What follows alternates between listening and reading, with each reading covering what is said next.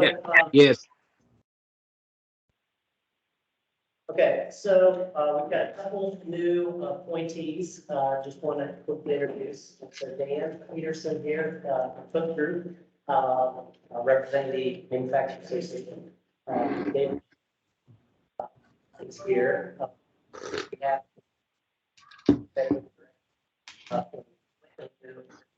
communicated, he's not seen, and then Warren King here that is the third new member. Bob's over here. Welcome. So welcome. Thanks for our new members for stepping up and agreeing to serve. We have a 7 minutes. Hopefully we've had an opportunity to look at those. Are there any comments on the minutes? Move for approval. We have a motion. Is there a second? Second. Any further discussion? All those in favor, aye? Aye. Any opposed? All right, minutes are approved. I have 2 items in the chair report. So the first, last meeting, we had a good discussion and everyone in the room was able to have some time just to talk about their experience with the cabinet and the direction they wanted us to go.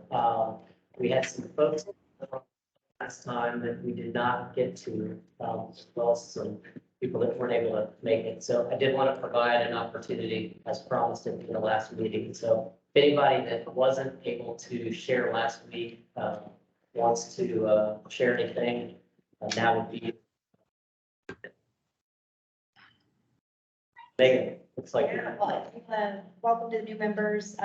For those who Megan Glover, I'm co-founder and CEO of 420 Water. We are a water platform that regulators and water systems use to manage the Safe Drinking Water Act and infrastructure programs. Outside of my full-time job at 120 Water, I serve on the ITIA, which is the Indiana Technology and Innovation Association, and I chair the talent committee. And what we're really focused on is 3 things: is ensuring that we have a talent pool now and into the future to meet the demands of our industry of technology, because we know that that is vast and spans all industries, not just software technology. Ensuring we have connectivity at all levels of government. And then finally, place. So ensuring we have the right place and infrastructure to support all of the growth and the jobs that we need. So been on the governor's workforce council about 2 years or so. You lose something. Pleasure to be with you all today. Anybody else? Jody, I understand you're also on the phone. Just wanted to recognize you. You can hear us okay?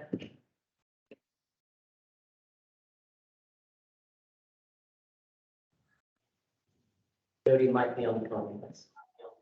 I'm here. I'm sorry. I was doing something else and I couldn't get over here and find the mic fast enough. Yes, I'm here. Okay, thanks for joining us, Jody. Yeah. Okay, so I have now had the opportunity to have a one-on-one phone call, lunch, breakfast, whatever, with everybody, but one person on the cabinet. So I appreciate everybody's time.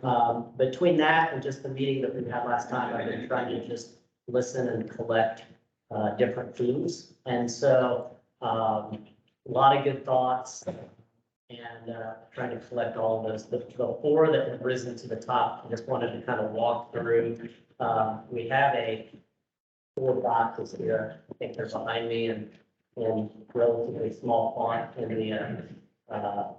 the folder, but these 4 kind of rose to the top, and so I just wanted to kind of talk through those and talk about some initial steps we're going to take to try to address those. Again, if your number 1 thing isn't on these 4, it doesn't mean that we're not going to try to address those. These are just the ones that, as I just kind of kept a tally, were the themes that came up the most common from everybody that I spoke with. And so the first is to try to get us outside of Indianapolis.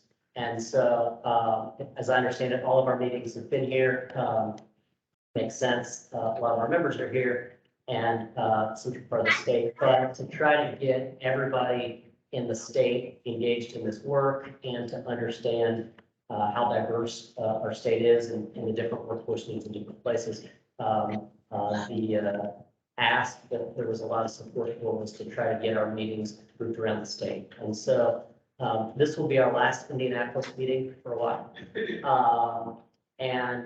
What I thought we could do, and the governor really liked this idea, was try to get to each of the 12 regions over our next 12 meetings. And in those, have the local workforce board kind of co-host that meeting with us. And so given the calendar, I thought it was too aggressive to try to move the June meeting. And so this will be our first meeting in that format. And so Angie is here from Employee Indy. And so this will be our Region 12 meeting, which will consist of two things. One, hearing from the local workforce board, and we'll hear from Angie in a bit. And, just an opportunity to understand what's happening in that region, what their needs are, where we can be a better partner in the different folks that are represented here, as well as an opportunity to ask questions. We're going to try to get some data in advance to you for each of these regions, just so you can have some stuff kind of going in and understand that a little bit. And so we welcome feedback. There's something in here that we got to you pretty late. But if you get an opportunity to look through it and tell us what else would be helpful just as we walk in. So you get a sense of who we're talking to and what that region's about. The second thing that we'd like to do is showcase an employer from that region as well and hear from them. Hopefully somebody that's doing something maybe we can take and spread it around the state. And so our very own Dan Peterson from Cook is going to be here and going to share the Cook story. I think last time I counted 4 people that were talking about what Cook was doing, and we thought, hey, maybe we should just have them join us. And so Dan was kind to join us as the IMA rep for us. And so thank you for doing that. So that'll kind of be our format going forward. Also, what we'd like to do is if anyone on the cabinet is in that region, to have them kind of help us co-host. And so Joyce, who used to be the chair of the Region 12, sorry, Workforce Board, PLC is going to introduce Angie a bit. And so as we come to your region, we'd love to partner. Our next meeting is going to be in Lafayette. And so we've got a few dates. We'll send you something right after this just to kind of pull and figure out exactly what dates work best for this group that also work for that region. And so it is going to be a different date than what we have on the calendar. So we'll try to nail down that as quickly as we can. We don't have a location set after August, other than it's not going to be in Indianapolis or Lafayette. So if you've got if you're eager to be that next one, raise your hand, and we'd love to work with you in your region to help do that. So that's theme 1. Get out of Indianapolis. 2, clarity around our goals. A lot of comments kind of help me understand what we're trying to achieve, what our goals. And so some of you might recall, this is in front of you, is a pretty 2-page piece, the governor's mugs on it. And this is a document that was presented here a little over 2 years ago. And it's got goals and metrics. And so as we talked to the governor about this, said, hey, yeah, 2 years have gone by, this was pre-COVID. Now, obviously a lot of things have changed, but it's close enough to maybe if somebody was going to do something from scratch and the desire to move quickly was, kind of prioritized. So we're not going to go back and try to, relitigate what our goals are. I do think, maybe next year, the year after, it may make sense to kind of relook at these. But for now, these have been on our website for a while. I don't know how familiar they are with you or not, but just about any idea I've heard feels like it can fit in, some pieces. And so this is, if you're wondering what our goals are, read this. And a number of the state agencies that are a key part of this have been working on metrics that are also in your folder. And those, largely are similar to what are on here, but just a way to try to measure success and organize them. And so if you think about, yeah, this is 1-page piece here. that says goals and progress metrics. And so as we organize our work and try to figure out what metrics we're trying to drive, and in fact, it's on this sheet. Again, happy to take input, but this is what we had decided prior to my arrival, and we've got our work at least for the rest of this year. Hey, Chris. You're the first pew at church last week. So those are two themes. Theme number 3, love our 30 colleagues on this board that meet for 2 hours every other month. It's hard to really get a lot done inside that group. And so can we get back into some smaller work groups? And so we're going to do that. The goal there would be to try to get in groups of 5 or so folks that are working on different parts of the problem. Because there's, and we heard it in class meeting, a lot of different elements of this that folks are focused on. And what trying to do, and Whitney's been working on, kind of organizing who's on what teams, is a combination of a lot of expertise in the room, but not putting everybody in the team that is where they spend their life. For example, we've got 4 folks from universities here, and Chris, who runs the commission for higher ed. You can have a team of 5 people that do that, which is largely what they do every day anyway. And so on some of these teams would ask for your flexibility, as you may be in an area that maybe isn't your day job. But the idea here is trying to get all of these different components working together. And one way to do that is to find someone that's expert in one area and get them on a team in another. And so there will be plenty of opportunity through Whitney if you've got some great ideas that maybe aren't on the team you're working at, to get that idea to somewhere else. And as a team, work group, you should expect to receive some inbound ideas from some other teams as well. And so we will get on with that. And the goal there would be to try to produce some recommendations by November that could be publicly announced and hope to influence the General Assembly's work that would start in January. And so we've got roughly 5 months, which is not a lot of time. So we will get started on that quickly. The last theme that we heard is we'd love to have more employer voice in this. And so we've done a few things. We've appointed 3 new members since our last meeting, all of whom are employers. We're going to have an employer in Dan today speak to us at each meeting and hear that as well. And so and the work groups would all be led by an employer. And so those are 3 ways that we thought of to try to infuse more employer voice into our work. And so those are the 4 themes and how we're thinking about them. I'm sure there's some other ways that we can help advance the ball on the scores, as well as other ideas that we have to kind of make our work better. But that's kind of the plan for the rest of the calendar year. So happy to take questions from anybody on those.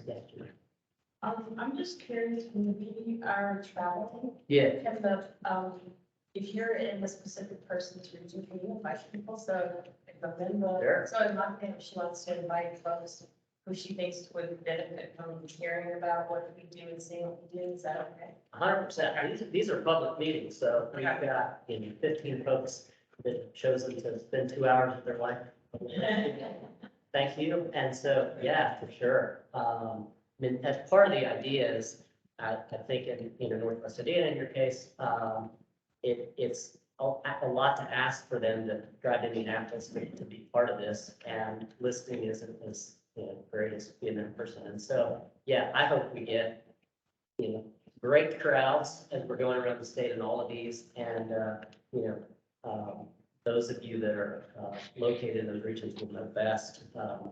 So we'd love to have some ambassadors to help us get the word out and help us figure out how to make those meetings a success for our community. Yeah, please do. Other questions? Okay, thank you. All right, the main event. Joyce is going to kick off. So, Well, I'm pleased to introduce Angie Carclips. I've known Angie for many years. She was first appointed as president of Employee Indy in 2014 by Mayor Joe Hogsett. And I'm proud to say that's probably one of my, I think one of my best accomplishments, because I led the search team and convinced Angie and her COO, Marie McIntosh, to come and join Employee Indy. And I can tell you by when serving as the chair of that board and still remaining involved with them, that they just really transformed that organization and really transformed the work for employers and for the citizens of Marion County. And so it's really been a pleasure to do that. But Angie has a diverse background. I think probably a perfect background to understand. She has philanthropy. She has been higher ed. She's been involved in community-based organizations. And so I think that gives her kind of a good understanding of where all these things can intersect and where they can come together.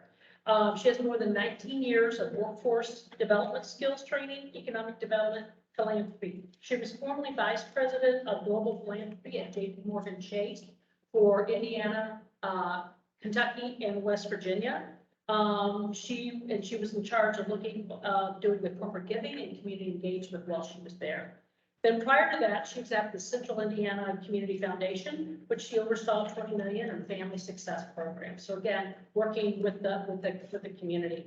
And prior to that, she worked for the Clues Fund and Callahan Associates in Washington, D.C. And she was a Peace Corps volunteer serving in the Republic of Moldova. So, so she really has, she's really lived her values. She's really lived and been a part of several of these things. Angie has a bachelor's degree in philosophy and history from the University of Notre Dame and an MPA in nonprofit management and an MA in philanthropic studies from Indiana University. And she currently serves on the School of Public and Environmental Affairs, Distinguished Alumni Council, and the board of Indianapolis Local Initiative Support Coalition and the Indiana After School Network and the Coalition for Homelessness Intervention and Prevention. So I think Angie was a perfect person to lead that organization, and I'm excited for you all, for her to share all the great work that they have done and continue to do. Angie?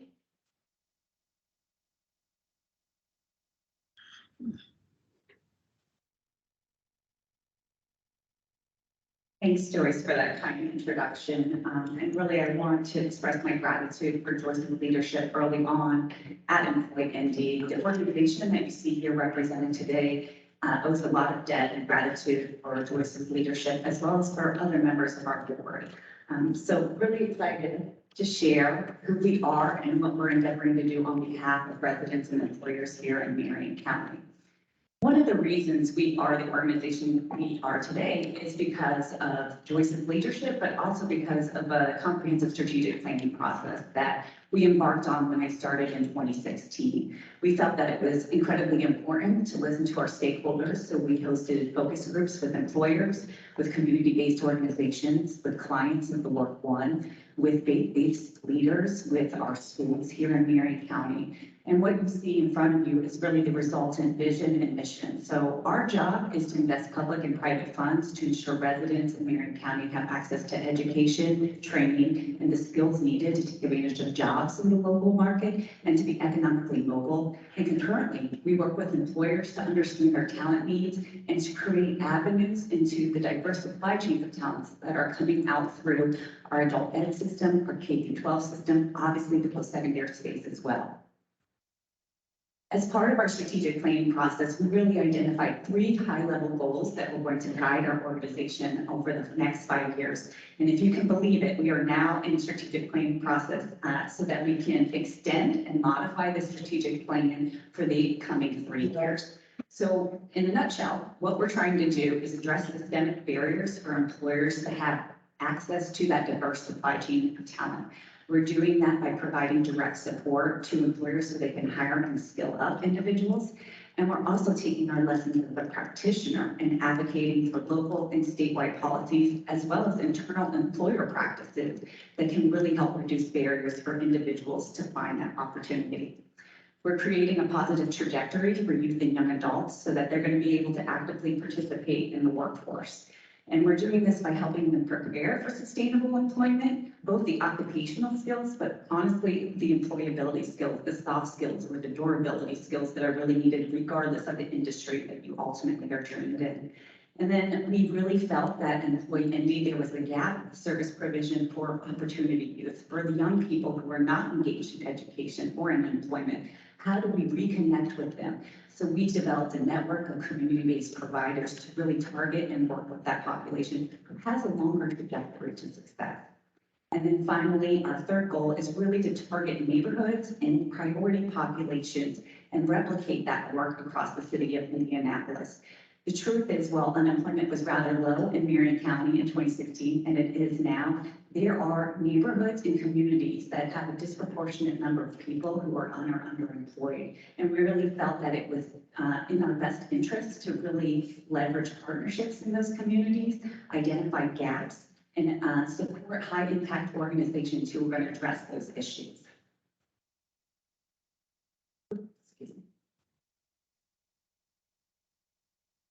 So here are the 5 neighborhoods that we have prioritized. These were picked out as a result of, like I said, unemployment rates, labor force participation, crime rates, and the number of individuals who maybe are growing up in generational poverty. So when you think about these 5 communities as compared to Marion County as a whole, where we are diving deep, you understand that there's a significant number of people who are in poverty in those 5 communities. There is a larger proportion of Black residents that live in those communities. We have individuals who are receiving food stamps, as well as those without vehicle transportation. And then, of course, the educational attainment rates in those 5 neighborhoods as compared to Marion County writ large.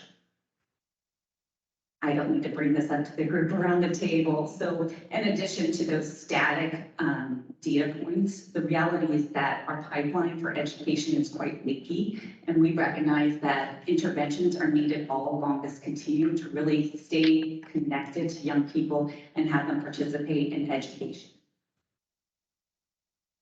This information was recently released by Business Equity in Indy, disaggregated by race. And again, recognizing here in Marion County that we have more work to be done to really raise the educational attainment levels across different races. And then I'd be remiss to not speak to the reality that while we do invest and work a lot with institutional partners on the supply side of the dynamic, the reality is that educational attainment alone will not address the disparities that exist between white and Black individuals in our community and their salaries. Ultimately, we want to hold ourselves accountable, and I hope you will as well, for us to increase high school educational attainment to ensure that more individuals are matriculating, persisting, and completing in the post-secondary space, that we are upskilling workers who are currently in the labor force so that they can take advantage of jobs that are $18 an hour or higher. And that's a purposeful baseline that we've set with data from the Brookings Institute, saying that this is the living wage that an individual in Marion County would need to have to not live on public subsidies for them to actually be able to purchase their services and products on the private market. We also want to re-engage many of our residents. So there's lots of people sitting on the sidelines. And so how do we connect with those individuals, train them up, and then place them with employers? And then finally, all of this is for naught if there is not good and promising jobs that are on the back end waiting to receive that talent that we're developing with your help. This is a very complicated slide. But we're going to dig into each of these pieces, and I think it's relevant for the cabinet because the continuum of work can't just be happening external in the community. Dave Shane actually said something early on in my tenure. The magnitude of the challenge, the problem seems impossible, but the reality is the solutions are tactical and granular and on the ground, and that's what we're endeavoring to do. So getting into our theory of change specific for the K-12 environment, we believe that if students understand how their education ties to the workplace If they see the value of their education, they're going to persist. So our goal is to create quality workplace learning experiences that are going to tie their education to the world of work. This group is well aware of programs like JAG. It's a national program that's been going on for several years. Here in Marion County, we have 14 schools and 17 classrooms that are for the JAG program.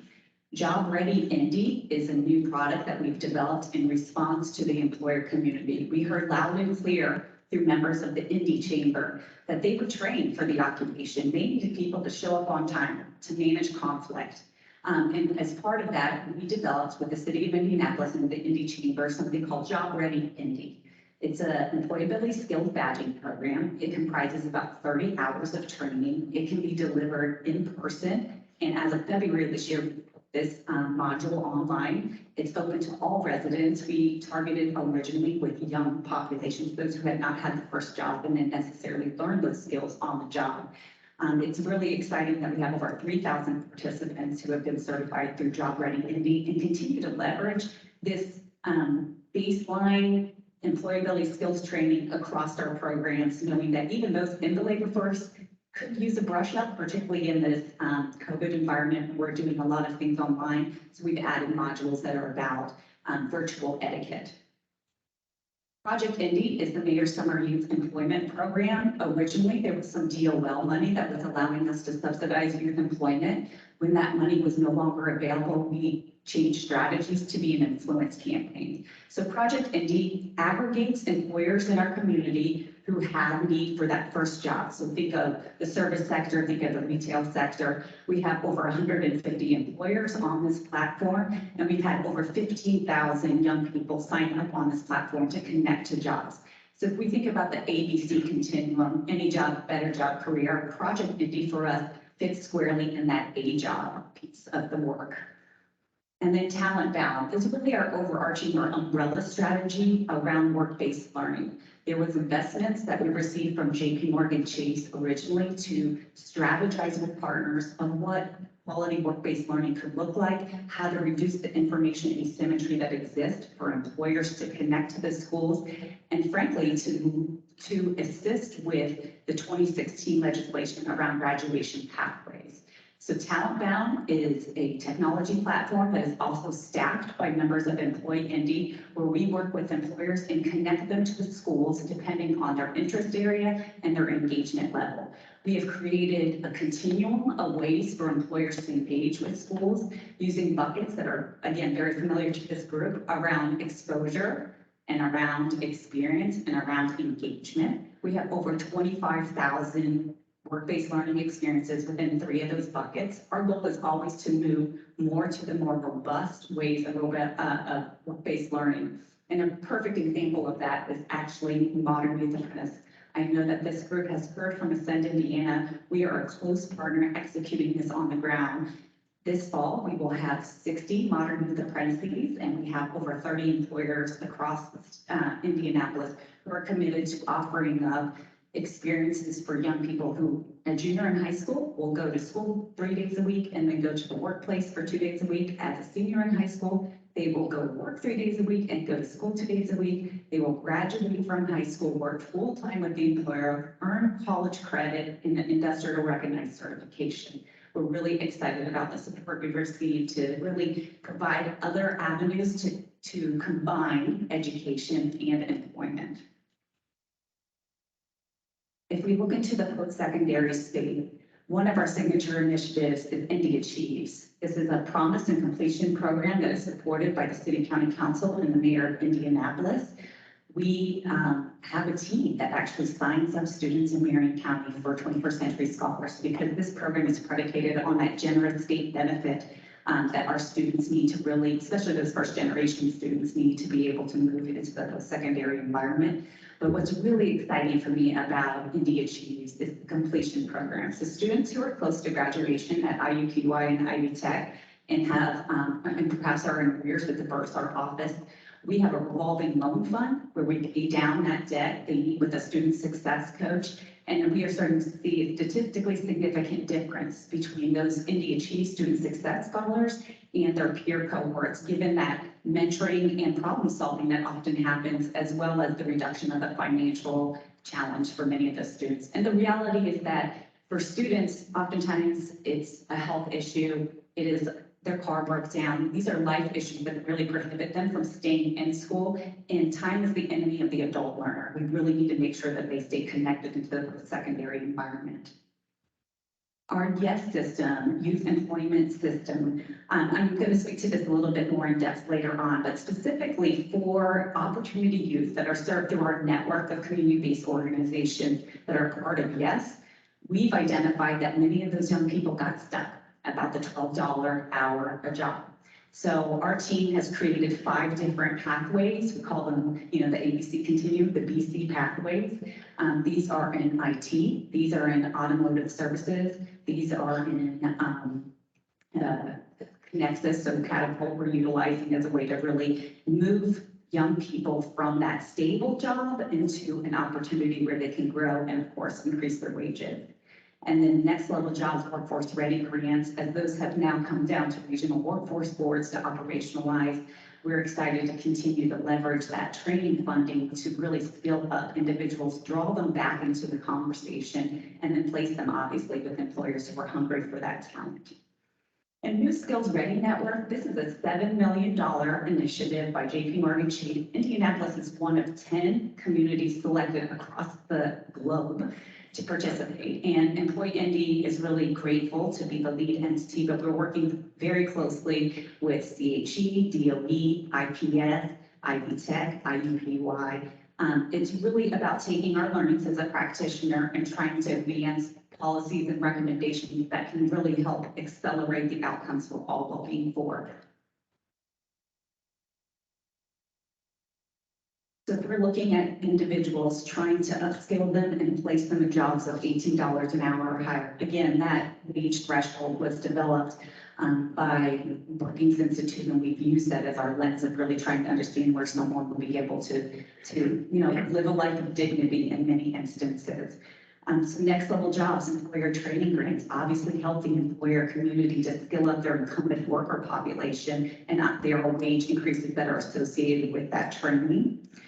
We work in conjunction with Ascend Indiana to leverage their talent network in response to the dislocations that transpired early on in COVID. We partnered with Ascend to create the Rapid Reemployment Response Network, and we are working to change the name since we are no longer rapidly responding to the upheaval that has happened in our economy. But what's exciting about this is that we have staff who serve as recruiters for employers on this platform, and we have all of our supply side partners. So again, community-based organizations, adult ed, the Work One, K-12 environment, all of those entities in the ecosystem are pushing job-ready seekers into that platform to be matched with employers seeking that talent.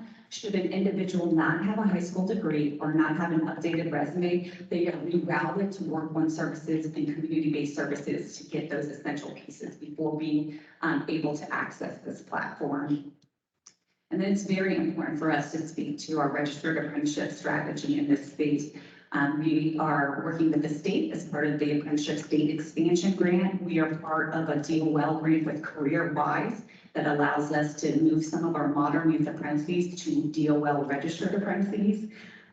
We continue to invest in ICCA and Build to Succeed, Indiana Plan, and Youth Build, all different strategies to encourage pre-apprenticeship programs and then ultimately the DOL registered apprenticeship programs.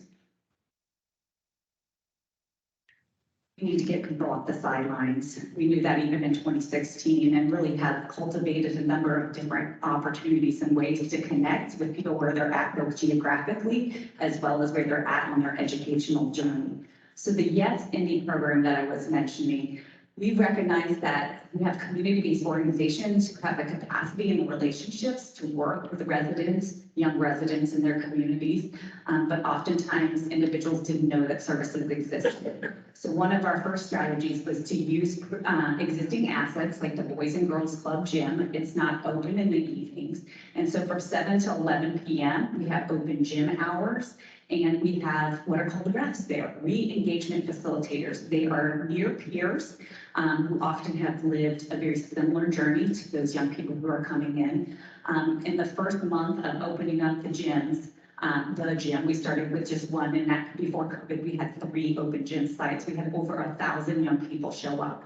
Now, not all of those young people are ready for WIOA services or for the intensity that comes to bear with career navigation and career coaching. So we've inserted something called Power Huddle. It's a mind-setting experience that runs for a week, and it really helps young people start visioning a future. All of those are really predecessors to what's necessary for them to start having conversations about the appropriate training or the appropriate job. And it's really exciting to see the numbers of individuals who are coming into a community. I'm not overstating to say that Employ ND is a national leader in our strategies of really trying to identify and bring opportunity youth into the workforce pipeline. And then, of course, our Work One. We've been open since June of 2020. Obviously converted a lot of our resources into an online environment at that time. What I'm very excited about now is our Work Ones on Wednesdays. So these are open job fairs. We have waiting lists for employers to be in the space. We use a gym that is available at 4410 Shaven, where our Work One office is located. Just last week, we had 76 job seekers come through, 16 interviews were scheduled, and 30 individuals were hired on the spot. So we're going to continue to leverage that strategy and think about perhaps adding additional more industry clusters for the job fairs. Next level jobs workforce ready grants obviously fall in this space as well. And then we used CARES money from the city of Indianapolis, $4.7 million that we pushed out to the adult ed consortium here in Marion County. Over 50% of those who were dislocated early on in March 2020 due to COVID did not have a high school degree or equivalency. So our goal was to connect those individuals directly to the adult ed system and then support the adult ed system to serve that clientele as well. We intend, with ARPA money from the city as well, to continue to support our adult ed providers, knowing some of those data points I shared earlier on today. And then the employers. It's really important for us to understand employers' needs and also leverage different opportunities to make them viable and attractive to the job seekers that we're training through all these other needs.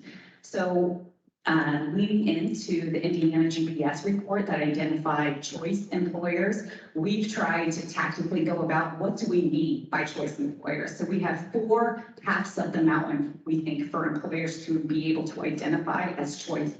The first one out of the gate was just launched less than a month ago. It's called Good Wages Initiative. This was supported by Lilly Endowment.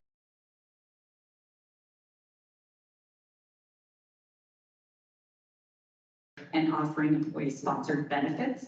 We have 2 tracks. So we have those who are certified, and then we have employers who are committed. That means over a 2-year duration, they will get to the point where all of the wage for is $18 an hour or higher.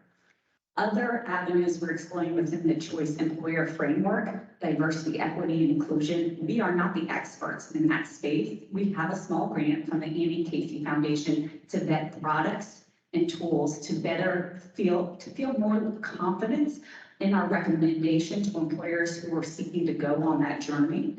We also are looking at an employee resource network. So the reality is there's many jobs in our community that will not be able to meet the $18 an hour threshold.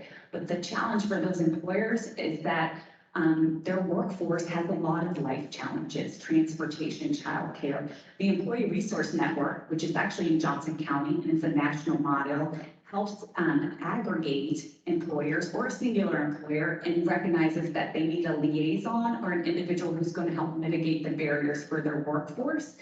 So really excited to move forward with that strategy as well. And then finally, career pathways that was kind of identified through some of the other work, but we know that employers that can shine a light on opportunities for advancement, who are also helping to pay for the upskilling for their workforce, have higher retention rates for employees. So here's our workforce ecosystem. We have 170 education, training, community-based partners and service providers on this ecosystem map. And we have over 950 employers represented. And the idea is that there's no wrong door. Employ Indy is here to help navigate you as an employer to the right product, tool, partnership, depending on your needs as a company or the needs of your employees. And the same would hold true for schools who are trying to engage with employers to come in. We believe that we can be a conduit to really create that public-private partnership that needs to exist.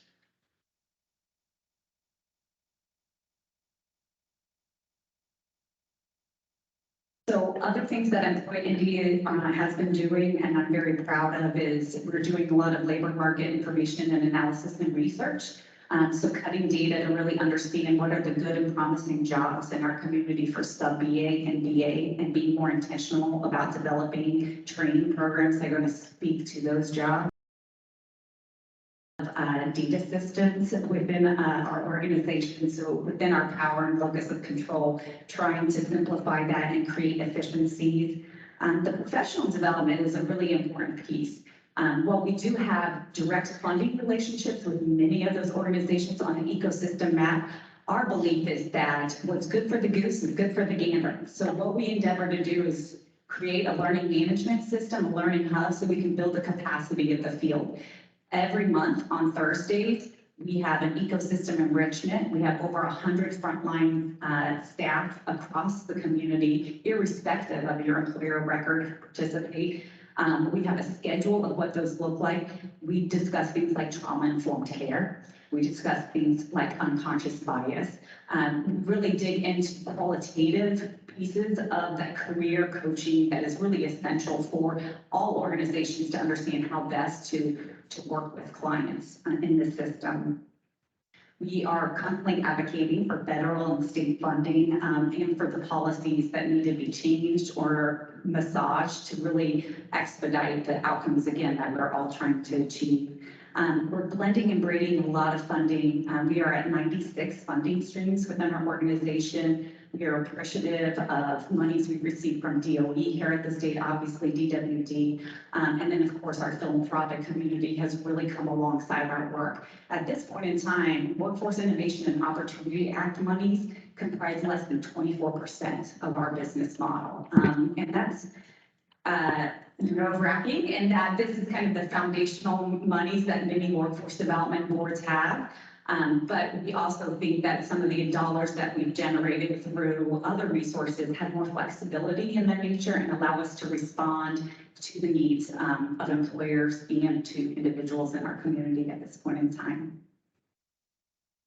And then, as I mentioned, we're building the capacity of the ecosystem, but we also are doing that inside Employ Indy. So we embarked on a pretty significant org redesign in 2020. I highly recommend not doing that in a virtual environment, but we made it. And it really was necessary to position our staff appropriately for those goals that you saw me list earlier on. We've also created an internal CRM so that we can understand the full totality of the work that we're doing, given that many of our outcomes are reported in different data systems across the state, across the country as well. And then lastly, real quick, third question, I just wanted to ground us in just our organization, because we are unique here in Indiana. We are the only workforce development board that is responsible for a singular county. So our peers have multiple counties. We have obviously an urban population, and we have a lot of assets with respect to other groups and partners who are invested in this work. One change that has transpired in my 6 years at Employ Indy is that the majority of our funding now is reimbursable. So it's incredibly important for us to have the financial expertise and constraints inside our organization to be able to meet our goals. And here are our expenses. So I definitely wanted to leave room for questions. I'm happy to go into each of these initiatives or programs at a later date, make myself available because there's a lot within each of those spaces. I just wanted to give you a cursory overview of the exhaustiveness of the work and how, again, we're trying to affect change in multiple systems, ultimately so that an individual's journey to economic mobility is successful and frankly for employers to be able to find the talent that they need as well. So thank you.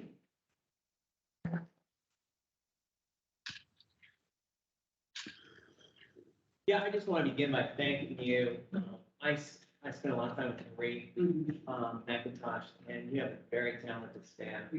Honestly, I haven't seen the other 11 boards, but if they were all as you guys are, and great partners. I mean, Senator Ross and I are both big advocates of the modern youth apprenticeship, and it's been a great joy working with you guys to build that out. And in my private role, I work at Marion University, we're kicking off MU Prep, and we actually will be embedding the very beginning of the program. So it's been exciting to have you guys go alongside and work, and you've been great partners. So I really appreciate the work that you do in here. Thank you. Thank you for your support and leadership to push things forward. Hi, my name is Janae Valencia. I work for the nonprofit in Indiana, but my question is, just because of coming from this background, what progress have you seen? So your unemployment rate is this, with the development of these initiatives, what changes have you seen? But more importantly, what are your challenges and what are your failures? Because a lot of times things sound really great on paper. I mean, everything that you presented sounds wonderful. What we've all talked about is the answers to the questions, but the thing that I like to hear from feet on the ground is what is working and what isn't working. What was good on paper, but for some reason it's not being pushed. Do you have a discussion about why what worked on paper isn't something feet on the ground? Like what could we not be seeing or what could we be missing? I'm just trying to get that aspect of it because that's really talked about. We'll hear this and go, great, that's awesome and wonderful, and then, but it's not always working because your unemployment numbers would be that, we could be better, so. Well, I would say that we are constantly iterating because hearing feedback from the partners that are really essential to executing this work on the ground helps influence our strategy constantly. What's interesting to me is that we do have a lot of success if you look at our program indicators, but it's not changing the community indicators. In fact, those have become even worse during COVID, right? So the idea of trying to scale the work that we have to reach more populations is a high priority over the next 3 years, knowing that it's working for the smaller subset of students, whether in the K through 12 space or the Indy Achieve Scholars as well. And, what's not working, it depends on the day. I feel like there's always something to be addressed. I think one of our challenges is just funding cycles. So getting into a frequency, particularly with training. So we have a lot of people who will sign up, enroll, they're ready to go, but the funding is not there anymore. So we have to have them wait until the next program year when more funding will come in. That's one of our challenges. So is it a matter of if you have the capability of expanding the, I can't think my vocabulary is off today, the people basically you can serve that you feel that you could actually put a dent in those numbers and make them more positive? Does that also include staffing? Enough staff? I mean, so I think that these things are important. I love the good stuff, but what's making it not work? So that's the stuff that we can address versus applauding a great plan, but something like that should be making your unemployment numbers and all those other numbers that are high this low from the way it sounds. So we've got to figure out what's stopping that outcome so that we can address that. Yeah, I could not agree more. Specific to the individuals we're seeing at this moment in time, particularly those who are being called back because they are at risk of their unemployment insurance benefits expiring. It's a different population than what we saw previously. Many of these individuals are not interested in going back to work full time. A lot of them are interested in starting their own business. So it's really encouraging us, I think, to revision what the Work One offerings are, and really co-locating a lot of those services there.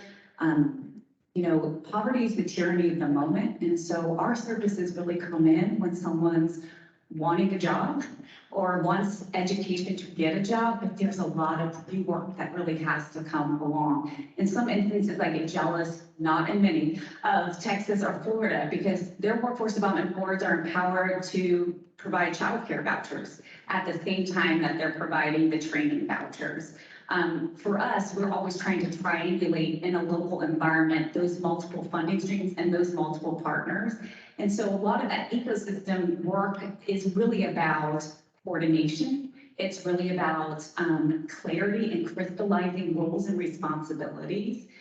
We have found, particularly with Talent Bound, we've been that articulate about this is what we need of you as the employer. This is what we need of you at the school. This is what we need of you as the student, and here's our job as the intermediary to connect all of that. So taking that step back oftentimes to really articulate the value proposition and the goals and responsibilities of those cross-sector partners has been, it can slow things down for operations, but it's an essential piece, I think, to make sure that there's clarity before you start really executing on the work as well.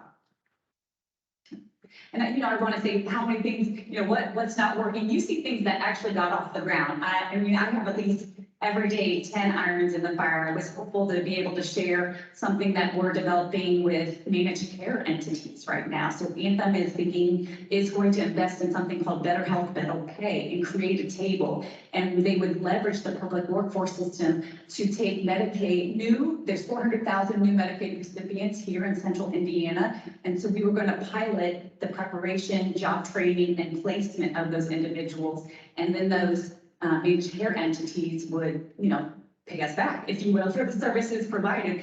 But that's been delayed. We thought that pilot would start here in June. It looks like it's not going to happen till December. So the things presented today are those that have been in operation, and we're really in the scale mode. But I've got a graveyard of initiatives and work that just didn't happen because of right time, right place. Right, I just think it's important that we realize that just because it looks good on paper, I'm in this industry, so just because it looks good on paper does not mean it's gonna work on the ground. And so since I'm seeing that you're struggling with that as well, I was curious if you would be willing to share with us, because maybe there's something that you'll say that we'll go, oh, okay, let's put our focus on that. So that's why, but thank you. No, I'm happy to circle back with you too. I know our team has a host of things they think that could help accelerate this work. Yeah, to that point, Angie, I think it'd be helpful. I know, at least for me as a policymaker, and I would assume for the GWC, and maybe this would be something moving forward that would be appropriate for, as the regions talk to us. Any type, you mentioned Texas and Florida, any type of policy changes that would make your job and to the questions being asked that would make your job easier and maybe more productive? Because I believe that's the intent of the GWC, and frankly, I know that's policymakers we would love. I mean, if there's some tweaks we can do to help make you more effective, that would be great. Everybody's a winner at that. Yeah, thank you very much. We do have, we are obviously doing a lot above and beyond just coordinating for title funds that come into our community, but specific to those title funds, there are some opportunities for creating a more cohesive local environment to deliver on those services than necessarily where they're at right now. And be happy to share some ideas that we've seen work in other states and other communities. I'm always interested in replicating success that has happened in other markets, but it's become very evident to me in my 6 years that every single workforce development board is like a special snowflake. Many of our funding streams look different depending on the relationship of the state, depending on the relationship of the city. Some workforce development boards are agencies of the city. So we are taking those best practice models and then massaging them for what's appropriate in our marketplace. But we definitely have some ideas. Yeah, Angie, first of all, thanks. I'm a fan of what you and Maria and the team are doing. 3 quick observations, somewhat for perhaps the cabinet, and then just to point out, you referenced scaling. I think it is incredibly fortuitous for all of us that you presented as we've sort of restructured this cabinet. I think there's much to learn from what you had to say. Related to that, an observation I would provide is that you have essentially this cohesiveness that you'd like to have better in your collaboration with the Pentagon, of employers, of government, of education, of philanthropy and nonprofits, specifically at the community and faith-based levels. I think that's instructive for all of us.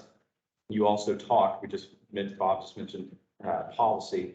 You talk about policy programs and partnerships. I think there's instruction in that, and also taking the strategic down to the tactical and practical, because otherwise it is just on paper. Last one, I want to thank you for.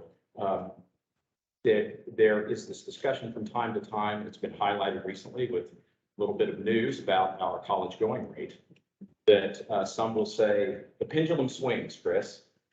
Hey, so-and-so, the pendulum swings from workforce to higher education. I appreciate in your slide where you point out that actually it's all of the above. And my comment would be that for a pendulum to work right, it's actually a matter of physics, and it has to go back and forth, and it does not get stuck one direction or the other. So thank you for that, and thanks for, I think, providing learning to all of us on what we consider here. Well, thank you for synthesizing that so elegantly. You should do the presentation. I'll do it justice. Question around seems that, I don't know if I saw in there, maybe the opportunity, the justice involved. Where do they fit? Is that primarily where you see serving? And what are the opportunities? I think to Janae's question, where are there opportunities for them to get them early and then throughout the process? So the question was specific to a priority population of neighbors who are reentering our community from the criminal justice system. So that is incredibly important for us. One of our youth employment service providers is particularly focused on that population, Recycle Force and Keys to Work. We support PACE. We do a lot with community-based organizations who have an expertise of serving that population. We have a direct relationship with the youth juvenile system, so we have recommendations and referrals that are coming to us through that system as well. Some of the ARPA funding that we are close to receiving from the city of Indianapolis will be specific to these priority populations. Those coming back from the criminal justice system, also looking at the immigrant and refugee population with the new Afghani arrivals as well.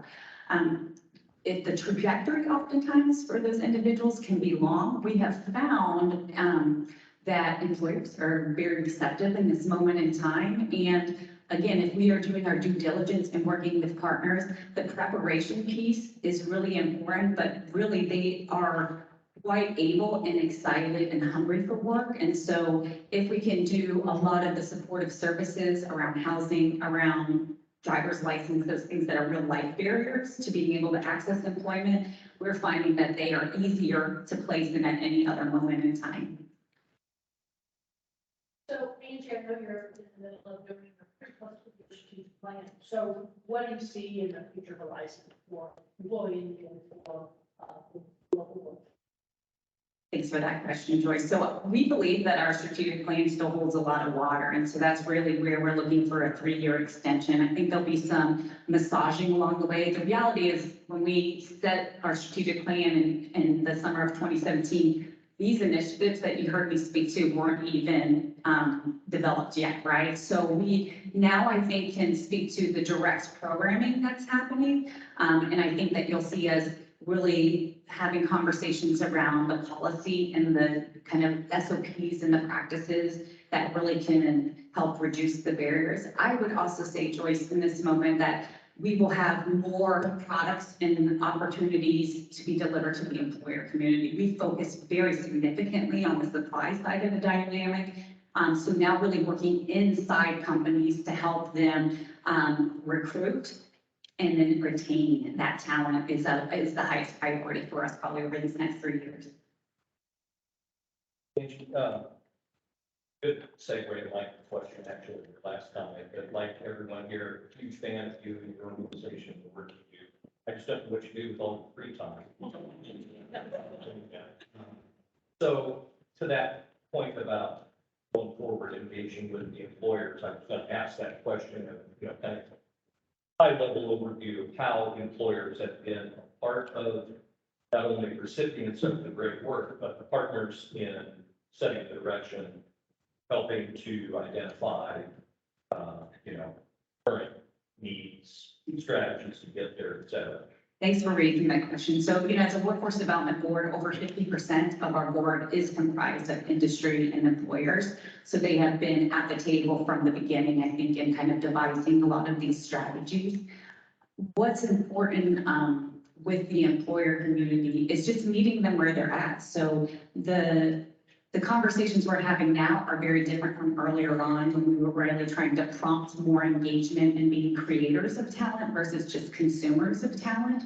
And we didn't have the products for them to align. So within the talent bound continuum, it is low touch. You come in as an individual or representing your employer or your company and come give a talent talk at the school. That's pretty low threshold for engagement, but our goal is to keep pulling them through. So then we get into those, instead of exposure, we're getting into engagement. And that is really about taking students offsite into the place of the employer. And then manifesting to those experiences that could be like a modern youth apprentice. I think what will be powerful as we move forward is that the business equity in Indy, which is comprised of employers in our community and really staffed through the Indy Chamber and CICP, they have adopted recommendations that are our programs and tools and services. So we're hopeful that, we will continue to offer up some off-the-shelf products, and then also capitalize on what are national initiatives like 110, Rework America Alliance, where there does seem to be a lot more employer interest in being part of the solution and really being instrumental in training individuals for the future of the workforce.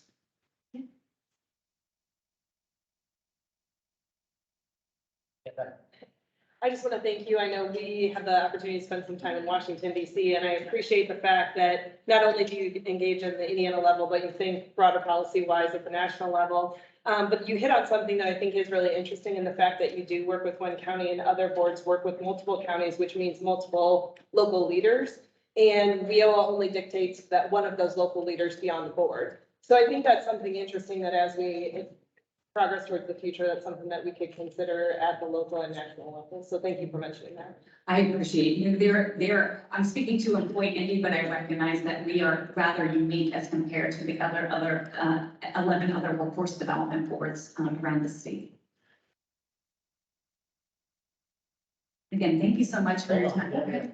So we've got an audience here, folks that are trying to help you, and a lot of the work's happening at the local work. So I know you talked to the other workforce board, so advice, suggestions, the platform is yours to speak into what we can do to be better partners. Again, I think most often workforce development boards are primarily funded through WIO or state funding that DWD has generously allocated. But as you can see, we're intimately involved farther upstream on the continuum.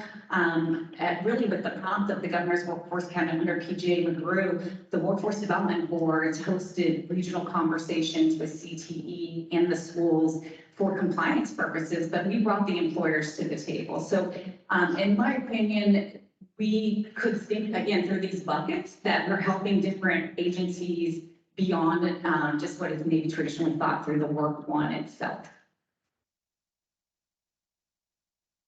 Questions, comments? Yeah, thank you for coming. You set us up great for our new.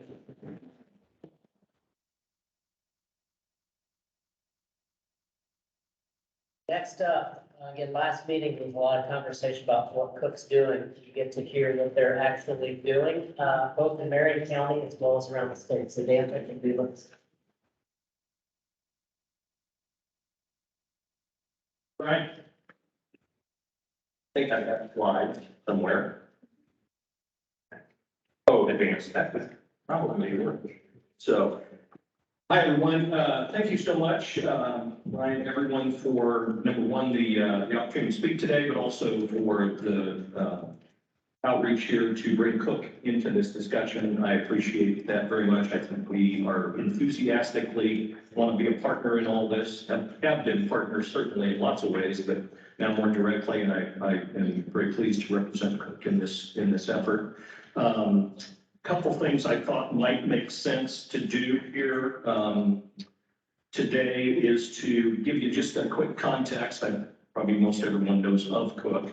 But let me give you a little more context around what we do and where and how, and then obviously kind of why we've leaned into all these issues in, I think, even a more strategic way than we've done over the 60-year history of the organization. So Cook, as you might know, was begun, it'll be 60 years next year, 1963, by Bill and Gail and Carl was one at the time in a spare bedroom apartment in Bloomington. We've all heard the stories. We are a minimally invasive medical technology company based in Bloomington. The lion's share of our business in the health and life sciences space is the med device space. We are a company of great innovators and bringing incredible technology to market in basically almost every medical discipline in the body, if you will, other than we don't do much in the brain, we don't do orthopedics.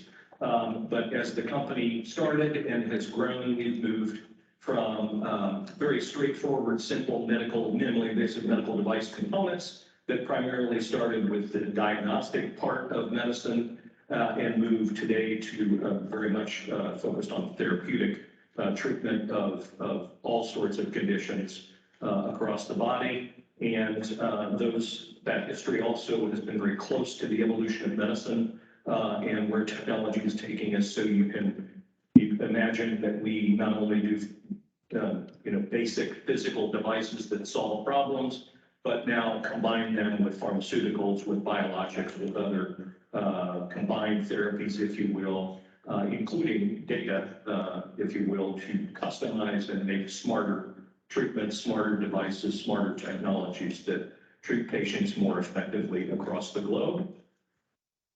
We are, as we started in that spare bedroom apartment, we are now over 12,000 employees globally. We're still privately held, completely owned by the Cook family, Carl Cook and his family.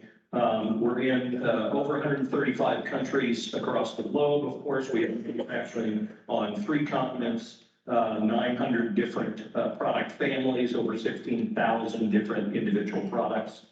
Time in Indiana, we're close to 7,000 employees here in Indiana. We reach across the state, obviously headquartered in Bloomington, with the majority of the original companies. We have 3 companies up in West Lafayette, a lot of work over the decades in partnership with our friends at Purdue on new technology and evolution there. A lot of research going on up there, a lot of support for our company across the board. And a couple of sites, obviously, in the Indiana Uplands, in Spencer, and then, of course, every medical company needs their entertainment division. So that story goes way, way back, which is another story. But it's a wonderful story, and it's relevant, representative to some things I want to talk about with who the company is, the culture of the company, the culture of the family, and why we do what we do. But long history in Orange County with the French Lake Resort Labor of Love, on behalf of the family, for not only the physical facilities and the space and what goes on there, but really the communities and the people, and how do you provide opportunity to change the trajectory for families and individuals in that part of the state.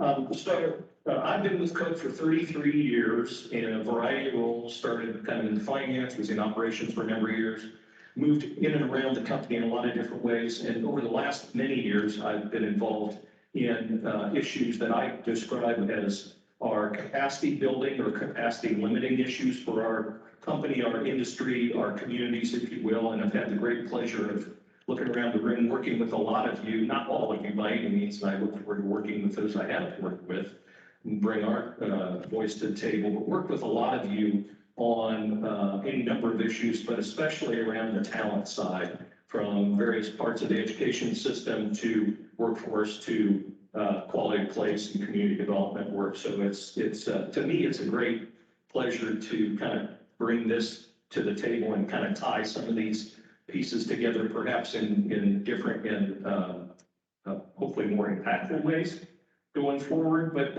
the history of Cook is one, as I mentioned, that is, from the beginning, Bill Cook and Gail Cook and the family have recognized that we're not, to grow the company and to be as successful as we want to be, their intention was never to grow the company and have an exit, if you will. I mean, it's a different model than quite often what you see today. Not that it still doesn't exist, but the hope and desire and the success of the company was always about growing the company to impact healthcare and impact patients and impact communities from the beginning to today. And that has not changed.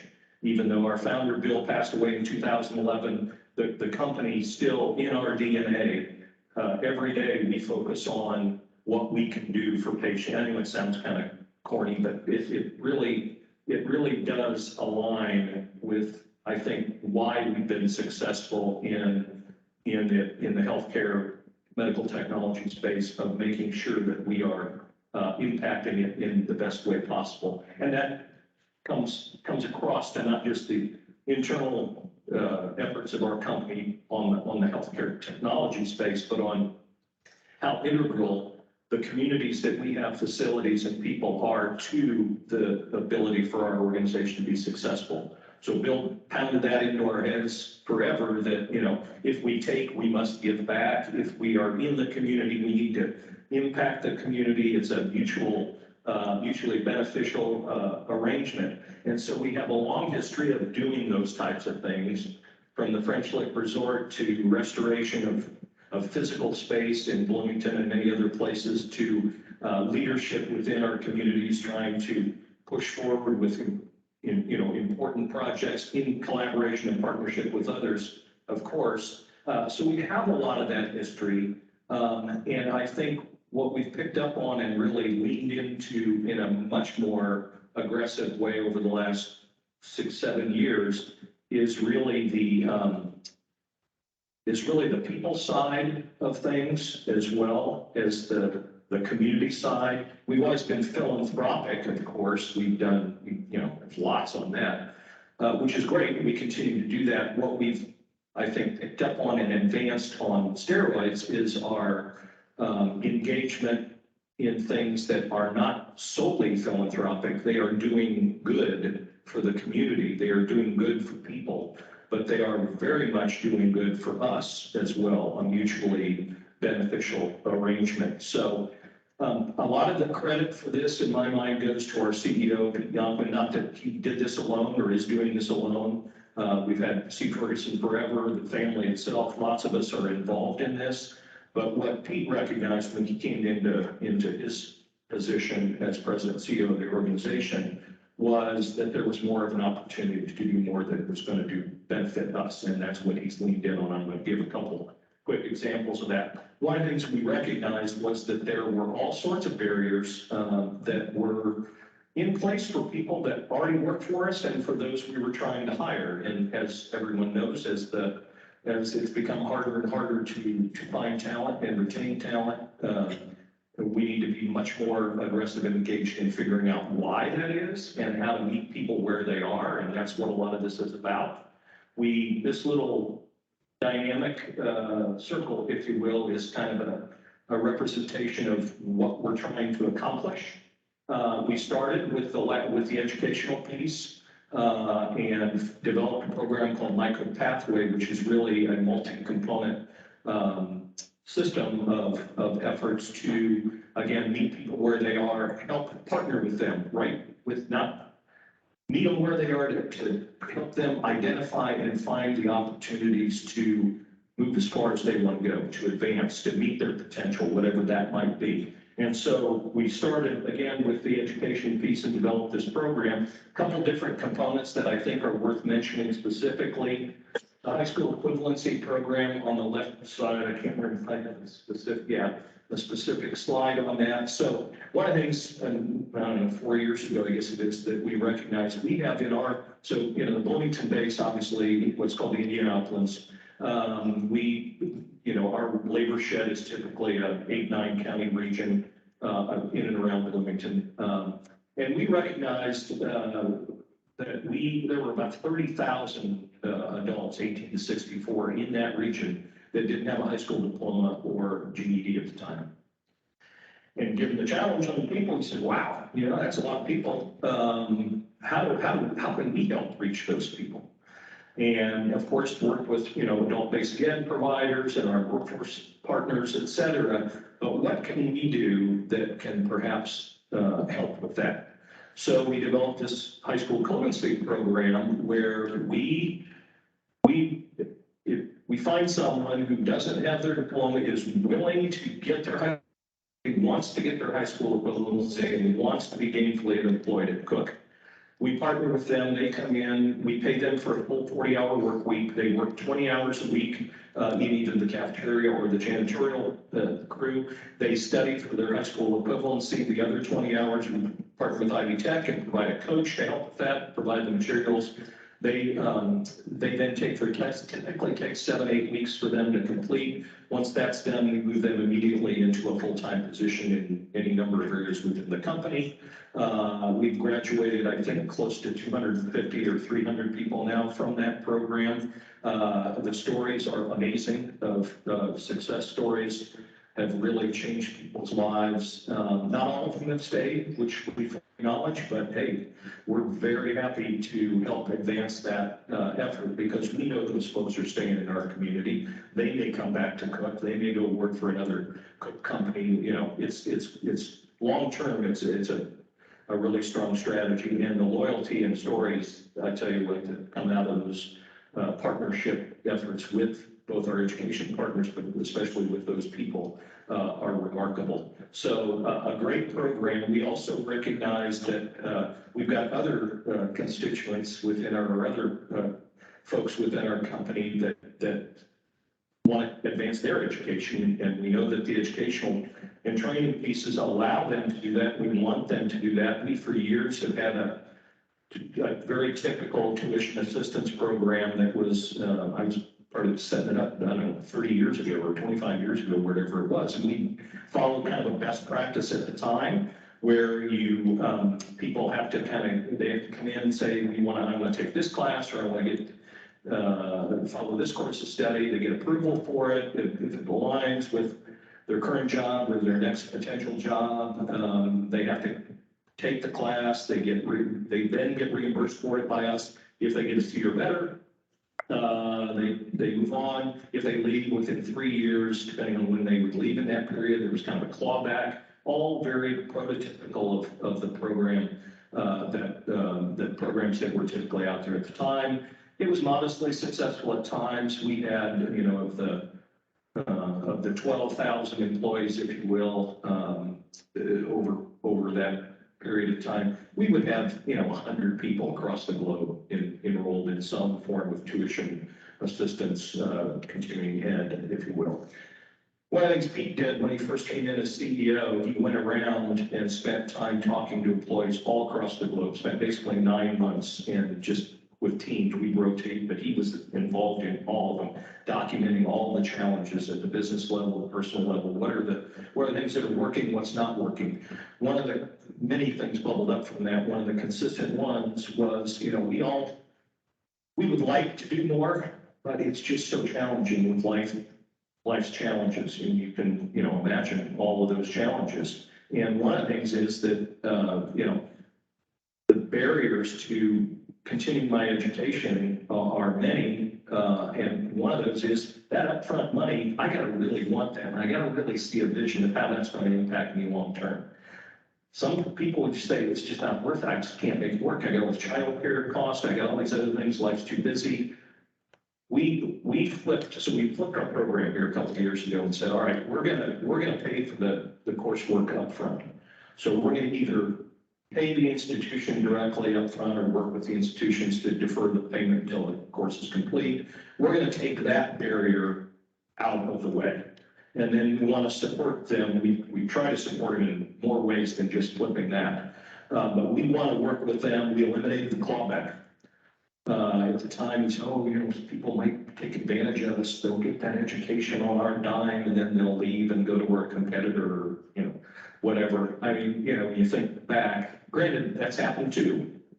People have come and they've left. We've had people that come take, you know, get their education, go off, go to Ivy Tech, get their nursing degree, go work in the hospital. Great. You know what? Ultimately, again, beneficial for our community, and ultimately for us in turn. But when you think about it, the loyalty that comes from working with those folks where they are at the time, knowing they want to advance their education, want to advance their career. You know, we can't quantify every bit of this, but I can tell you that the loyalty to the company being willing to do that, that's a really intangible value that's really impressive. And so we went from, long story short, we went from having about 100 people a year to that first couple of years out, we had close to 1,000 people across the company that were in some stage of continuing their education, getting graduate degrees, et cetera. So basically, you can now come to Cook with no high school diploma or GED or HSE. Come to Cook, go through that program, go through the tuition assistance program, lots of partnerships with higher ed institutions, including many in this room. You can basically go all the way and get your master's degree for virtually no out-of-pocket through our tuition assistance program, partnerships, et cetera. And so it's been great, made mistakes, lots of room to grow and continue that effort, but certainly well on our way to doing some good things and continuing to do some good things along that front. Sorry. Back to the barriers, you know, and just to kind of, yeah, let me just use this last slide to mention a couple other quick things. Some of the other barriers, of course, that we're all experiencing and seeing, you know, Bloomington in particular right now is this hyper-competitive environment for people. We've grown, we developed this company and sold it to Catalent Pharmaceuticals, who then has grown it rapidly with, they're doing manufacturing of 2 of the 3 COVID vaccines and just rapid growth. Boston Scientific, Baxter, all of those companies in our little ecosystem down there have grown rapidly. So we're all fighting for people. Which is a great thing. We're all doing well, but man, is it tough. And part of the challenge, one of the biggest parts of the challenge is people can't find housing. We're trying to attract people into the region, we can't find housing. Housing that is there is very expensive, whether it be for our current workforce in the region or those that we're trying to attract. So knowing that issue is so challenging and not a lot, the incentives don't necessarily align for Mr. Market, in a sense, to come in and solve that problem quickly, or the government partners to come in and solve that that problem quickly. We've said we're going to lean into that as well, and so you may have read we got 2 projects in partnership with government partners and others, but to build workforce housing in both Orange County and Owen County, and then goal would be potentially in Lawrence County as well, up to about 300 market price, but affordable homes that we're trying to keep around or under $200,000 if at all possible. And there's a variety of ways we're trying to do that through lowering the cost of infrastructure, et cetera, again, with other partners.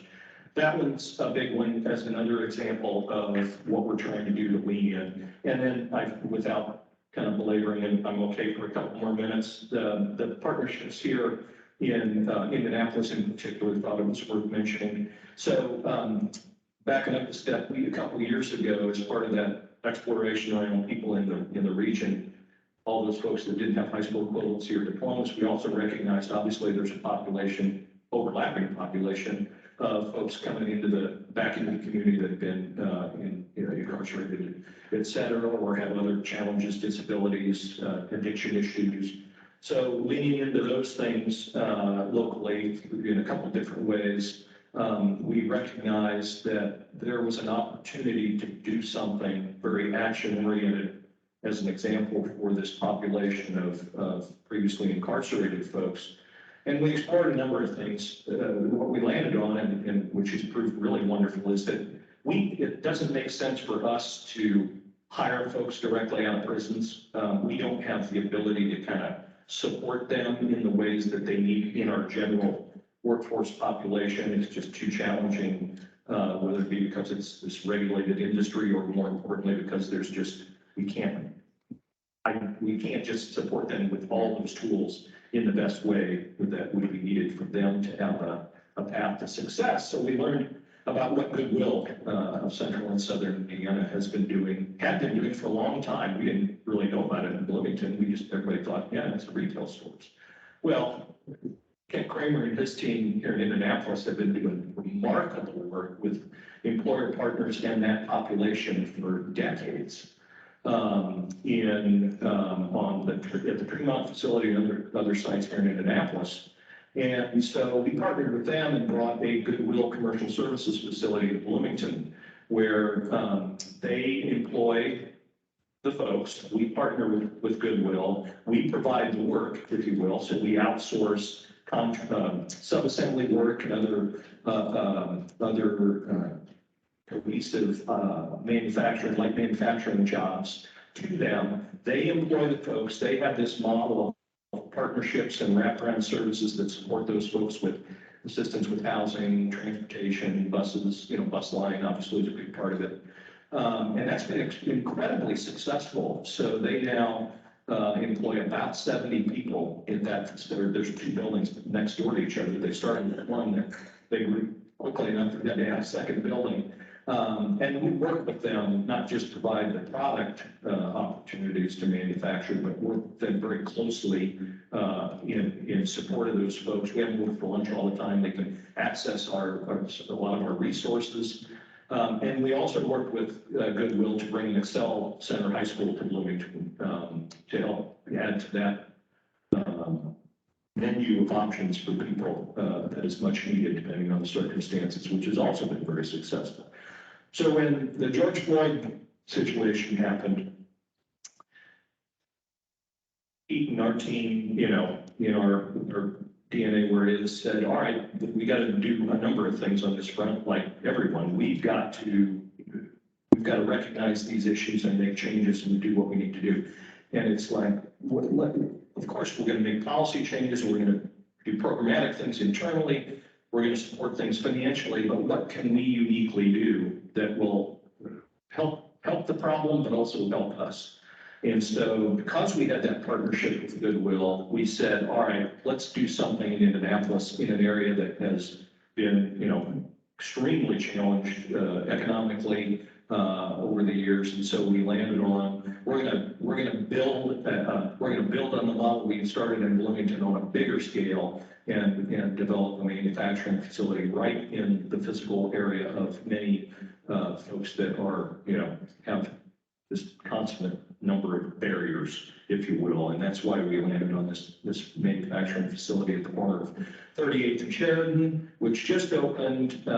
We will employ up to potentially, a couple hundred people potentially. The goal is to initial state have about 100 people there, all folks typically from that specific neighborhood. We work, it's a beautiful facility. We just got our approvals to fully manufacture medical devices there. It's an actual, FDA regulated manufacturing facility. Work with Connexus and other partners to help pre-train people in the area. Just a wonderful partnership that's just kicking off, and I think sky's the limit. Along the way, we learned that the area is a food desert, and a couple of Michael and Marcus, a couple of local guys who had a food truck, I think it was, said, hey, we need a grocery in this area.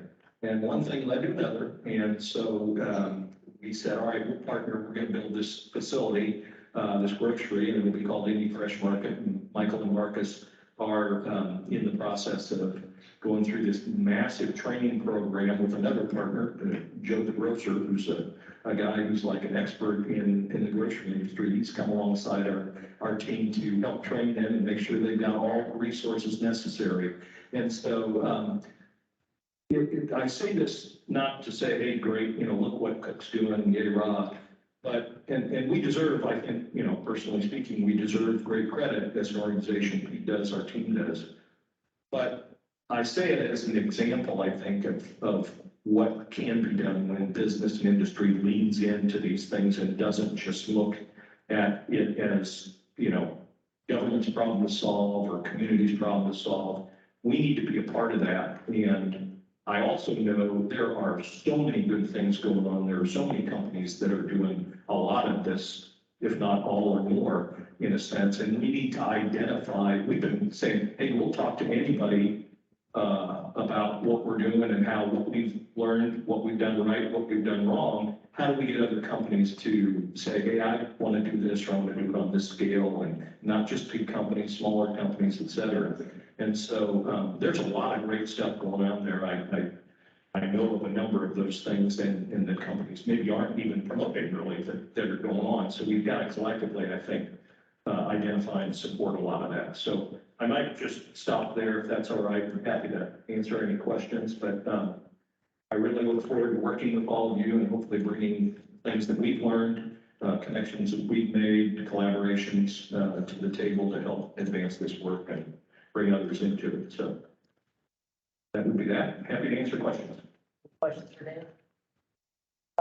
I can just say, you know that you're the micro pathway inspired IE Tech to do a 2-year degree, which there now are more than 250 companies with your tuition assistance upfront model, and other 4-year institutions following that as well. So thank you for the leadership, because you are spreading and you most gracious do that throughout the process. Right back at you. You guys are awesome partners on so almost every level.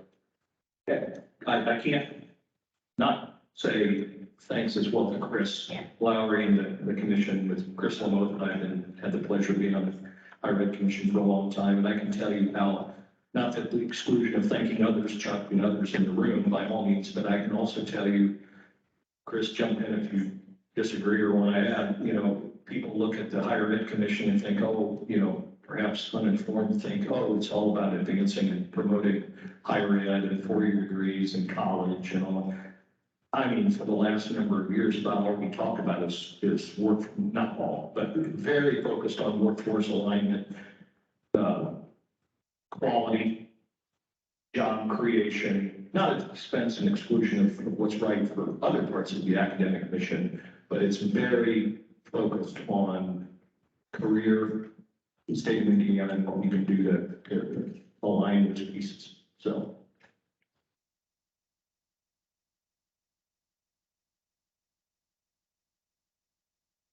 Thank you.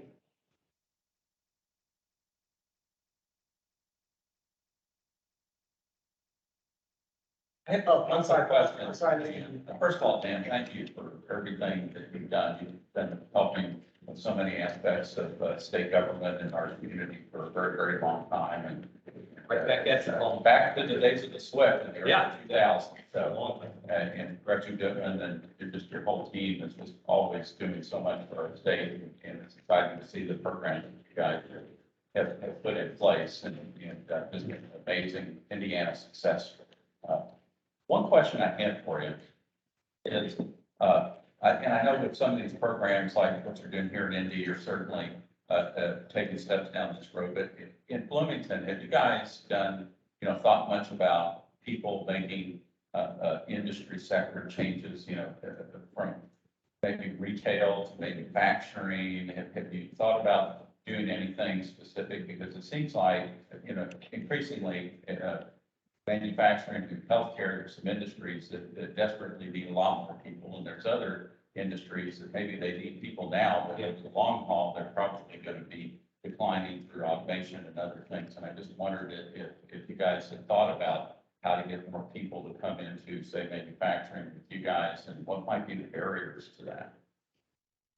It's a great question. We have to some degree. I'm not sure we've explored it to the degree that we could or should, Paul. I think my answer would be it's not, we haven't necessarily at Cook specifically. We have in times, of course, we focused on transition of companies, transition of industries. We focused on the trades, which is another big piece of the puzzle. How can we be helpful in aligning these different sectors, make sure there's enough people in those different sectors of the community and economy. But where we've probably done more is actually in partnership with our regional development work through ROI, Regional Opportunity Initiative. So a lot of the work that ROI does, it focuses in, so this Indianapolis 11 county region, they focus on 3 main larger sectors economically. So obviously in our region, life sciences is huge, but the defense technology space is also extremely strong in the region because of Crane, because of the universities, et cetera, and because a lot of other companies in the region that are located there because of Crane. So defense technology and then advanced manufacturing. So through those, kind of that collective effort, there's a variety of great programs that are trying to identify, I think, both K-12, higher ed, workforce, adult workforce, training and opportunities and programs that would best help people understand how to move from sector to sector as they. Well, I asked that question because through the pandemic, we had some people, we're manufacturing, we had some people come to our door that came from other industry sectors, like they were working in food preparation. And I don't think they ever would have thought about working in manufacturing. And they've turned out to be amazing employees. And as I've reflected on why that might be, I've come to realize there's more things in common in some of these different industry sectors than we realize. And what has really made me think a lot about this, is just wondering how many people are out there not realizing that they could have a better path in life if they got into a different track.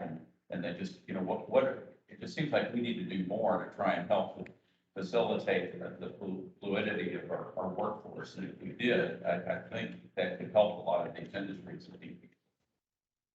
Well, IMA's been, they've been focused on this for a long time about the, importance of not thinking about manufacturing as the, dirty, old school manufacturing, nothing against prior, industry approaches, but, I'm not sure to your point, I'm not sure we all always do a good job of then taking that kind of collective message and bringing it down locally, based on who the partners, who the players are. So, Thank you. Do you think it's possible if we showed what the commonalities were between items, as opposed to the so different from each other? So, for example, I'm from a large community, and I'm seeing what's around me. And so I'm going to pick something that's around me to go into a job for. There might be a manufacturing company somewhere nearby, but I would never think that I have the skills for that, because no one's shown me how, if you have this skill, it'll work here, here, here, here, kind of. Exactly. Yeah. I mean, this one guy that came to us from Kelly is working at a Sheridan as a chef, and he's been an amazing assembler. And I thought about it, and they're not that different. You have a recipe, you've got work instructions, and you sometimes have to juggle a lot of different things, and just there's more things in common, to your point today. It's what we realize. So there's got to be some way to let people see that how many different places of skill can go versus thinking that, I'm good at the burger, something else here, so you can be good at something else, that part of that skill will transfer here. I don't know how to do that. I think Steve's working on something along those lines, but that. Paul, I think your point about having to see things beyond what industry there is. Part of it is sort of a mindset or reset, and getting people to understand things are much bigger than what they see them to be at the moment. And part of that is what we're trying to do with some of the data that we've collected on people and how they operate, how they move, and things that they do. One of the initiatives that we have inside DWD, one of the new divisions that we created, the applied data division. And we're really trying to get information to people so that they understand the trajectory of what their career could be. If a person doesn't have, let's say, a high school equivalency or a high school diploma, there are certain jobs that they may already have capability for, but they just don't know it. And we can put that information in front of them. Then they may see that the job at Cook is something that's maybe 2 or 3 steps away, or a job at Lilly is 2 or 3 steps away. But right now, they don't see it because they don't have information from them. And the people around in their community are not those people who have gone into those careers, so they don't see it around them every day. So we're trying to do a better job of using the data to help inform people with some of the projects that we have that are really in the infancy stage right now. But I do anticipate over time that data will play a bigger part in how we approach, this entire development system. I think your team and regional work ones have probably done more to help people see the different possibilities than maybe anybody, and maybe in Cincinnati Tech as well. There's work being done in this area just seems like it's a very complicated, environment for one. You know, not all manufacturing is the same, and two, that it requires people to come your way. So if they're in a job and they seem to be doing okay, maybe, they're not going to be on your doorstep or on colleges.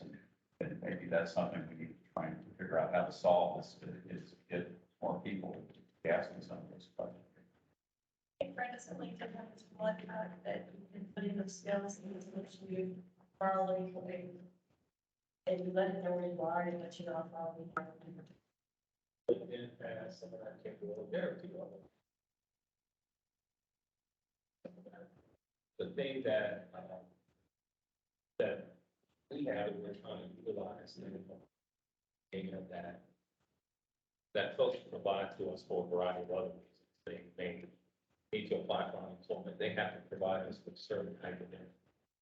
And so how do we use that data? So we don't want the data just to be sitting there. It's valuable to us and it's valuable to the community. And some of that is what we're trying to import in some of the systems that we're using. So they do plenty of job boards and platforms out there.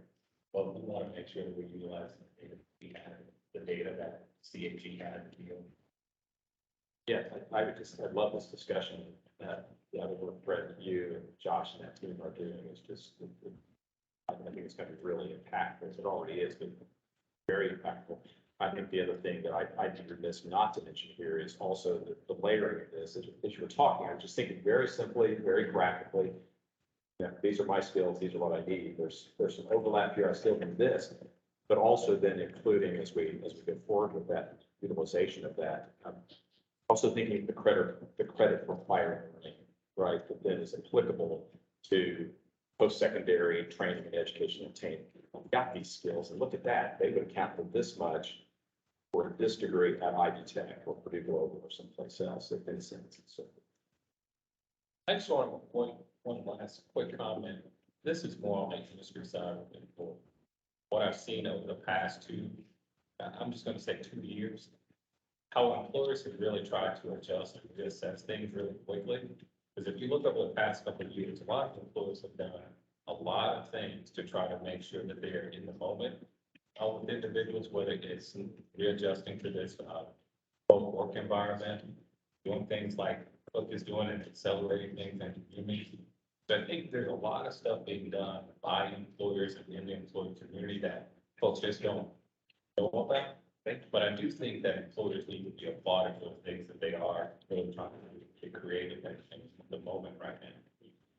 Thank you. Great, Flo. So, good discussion. Again, Angie and Dan, thank you. Great kickoff to the work that we're going to be doing in teams. Super inspirational. Whitney had an idea, so we've got maybe 15 minutes here before our time is up. So Yeah, I'd just like to take advantage of that time and break into small teams, get to know your team and who you're working with. So as we wrap up, we'll get you guys organized, spend a few minutes together and see your way forward. Thank you for being here and for the contributions. yeah, again, please feel free to give us feedback, a little bit of a different format. So if there's information that would be helpful in advance, head to Lafayette, look for an email, probably the next 24 hours, just to try to nail down the date there. And for anybody that wants to host October or beyond, we'd love to talk to you about that as well. So thank you. you remind everyone. Okay.